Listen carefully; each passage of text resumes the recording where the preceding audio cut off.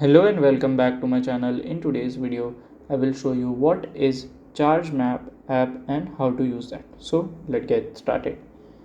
So to use that, you have to follow this easy step. So basically, we will just open the Chargemap app first. So at here we can see.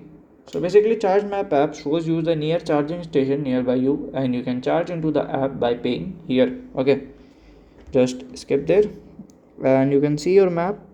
As you can see, like for France, I'm just zooming in, so you can see here like we have like 342 here, the charging station, 342 number 10 charging station. You can just choose here and you can contribute here and you can register here and you can pay and use. So by this way you can do it, and if you have any question related to this, you can let me know in my comment section.